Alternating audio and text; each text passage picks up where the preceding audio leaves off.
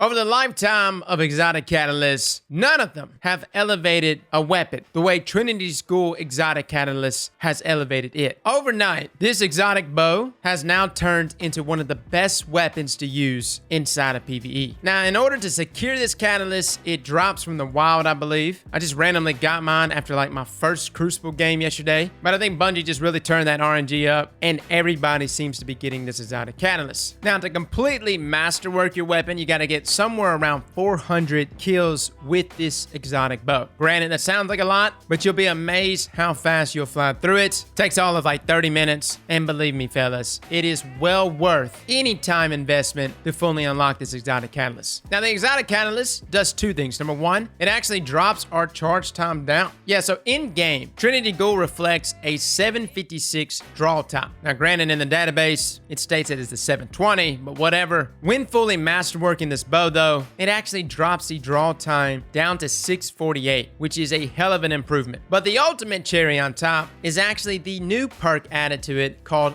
Forked Lightning. Lightning Rod now triggers from any arc damage final blow. Yes, you heard that right. So just for a refresher, guys, because I know many of us probably did not use Trinity Ghoul until yesterday for like the first time in the past year. It comes with the intrinsic perk Split Electron. Fire an arrow that splits when released. Aim down sights and fully drawing the bow to decrease the spread. It also comes with the trait Lightning Rod. Precision kills grant the next shot chain lightning capabilities. It's quite nasty. Matter of fact, that lightning damage that you see there in front of you doesn't even require a full draw. It does that max amount of damage whether you get the full draw or you just lob those arrows to your target. The only reason why you would want to even get the full draw at all whenever it's in lightning rod form, it's just to make sure you get it to your target. Now, that Forked Lightning perk states that lightning rod now triggers from any arc damage final blow. Now, this led us to start really just diving into builds because I was curious, what is the best possible build to go here? We broke out Shinobu's Vow, get a kill with skip grenades, proc lightning rod, booyah. But then we started looking a little further. What about a melee build? What if we use something like Insurmountable Skull Fort and Bottom Tree Striker? Proc knockout with frontal assault, get that increase in damage, as well as that AoE lightning rod attack. And you see it here with me and Les. It is potent for sure, but there are some limitations to procking lightning rod with this exotic catalyst. Number one, as the arc final blow is taking place, you have to have Trinity Ghoul in your hand. Try this a multitude of ways, and to my knowledge, Trinity Ghoul actually has to be out in your hands as the grenade is getting the final blow or the melee is getting the final blow in order for that lightning rod perk to activate. Now, what about weapons that have travel time? A grenade launcher, a rocket launcher. Well, you can actually activate lightning rods if they're arc based by simply shooting a rocket and immediately swapping back to your bow. And as the rocket makes contact and gets the kill, it will activate lightning rod for you. Now, I was doing all kinds of stuff to activate lightning rod as much as I possibly can by really overcommitting to certain builds. Say this Shinobu's Vow build, I've got skip grenades, I've got 100 discipline, I've got all the right stuff. Turns out you really don't need all that stuff because the moment you get lightning rod going, that's it, man. You're good. You're pretty much set. If you got thousands and thousands of ads around you, they're now all about to be shocked to death because every time you get a lightning rod kill, this reprocs that exotic catalyst yet again, counting as an arc damage final blow, reprocking on itself. Do you see the cycle, fellas? The cycle essentially becomes infinite. All you have to do is just keep shooting, keep getting kills with that lightning rod, and watch the bodies fall. On top of that, if you do find yourself where you are waiting for maybe an arc ability to come back, or you're dealing with a major, feel free to just start aiming down sight, doing damage, or at least get them weak with another weapon, and proceed to swap back and get the precision kill. Because again, that precision kill reprocs that lightning rod perk, thus continuing the cycle. Now, even though I'm showing it right here inside of PvP, and yes, it does have some level of potency, it's still a bow, and it still requires some setup. I know it looks pretty here with less, and believe me, we're gonna make some builds that's gonna get the most out of Trinity Ghoul inside of PvP with this exotic catalyst, but even with lightning rod, the bow still can't one-hit kill. Even when we combine it with things like frontal assault, it can't do it. It really requires us here to make direct contact, because there's still a little more damage that occurs from that impact damage that is just enough when combined with frontal assault to secure the kill. Now granted, probably one of the best routes to go is just rock this with say something like Weapons of Light. That will easily get you the precision one-hit kill, or should at least, and then you can proceed to run around killing Guardians with that AoE effect. Like I said, we're gonna try to perfect the right build for this, but something I did actually test that Les suggested was actually trying it with Dune Marchers. Does Dune Marchers with linear actuators count as arc damage? Previously in the past, it really didn't. I've tried it before with other builds. It wouldn't work, but for some reason, it works here with Trinity Ghoul. I don't get it. But yes, linear actuator and that lightning attack does proc this exotic catalyst, giving us lightning rod. Now, what this actually does is this opens up other subclasses. Say you want to rock a solar-based subclass with Trinity Ghoul or a void-based subclass with Trinity Ghoul, go right ahead. Now, you're not necessarily having to marry up to an arc-based subclass. It just helps, right? Just ease of use. Trinity Ghoul all on its own can proc lightning rod by just simply getting a precision kill. So you don't necessarily have to use an arc-based subclass, but considering that linear actuators is such an excellent perk when it comes to clearing ads, combining that with the ad clearing capability of Trinity Ghoul.